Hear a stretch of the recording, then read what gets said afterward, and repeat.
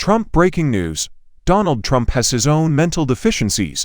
Nikki Haley attacks Biden. Following a special counsel report that highlighted Mr. Biden's advanced age and memory loss, the former South Carolina governor severely lambasted the president and former President Trump.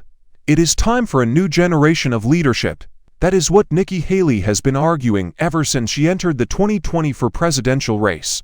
She started off by making a mild case for her position, urging a march beyond the stale ideas and faded names of the past and obligatory competency testing. However, the stakes are higher and her message is more urgent now that the contest for the Republican nominee is getting closer. Ms. Haley launched her most severe assault against her main opponent, former President Donald J. Trump, on Friday by utilizing the special counsel report on President Biden's handling of classified documents, which highlighted his age and memory.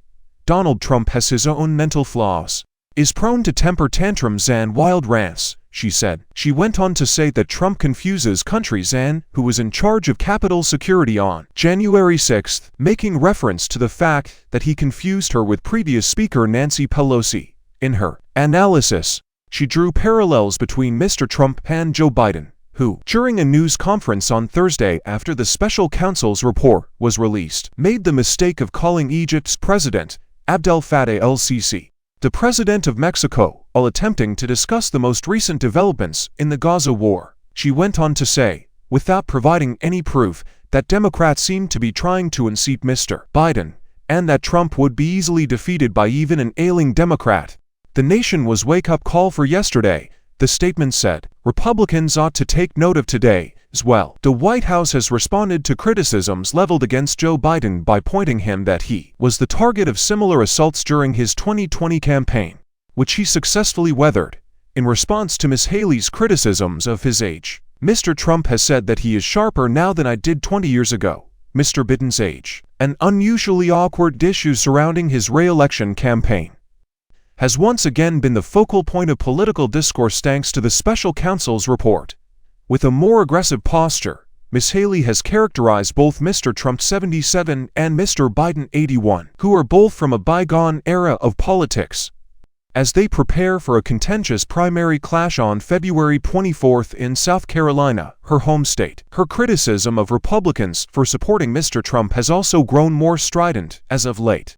Her Friday statement reiterated her long-standing prediction that the party that retires its 80-year-old candidate will be the one to win the White House. Jasmine Ulloa covers the presidential race of 2024 as a national political correspondent for the New York Times.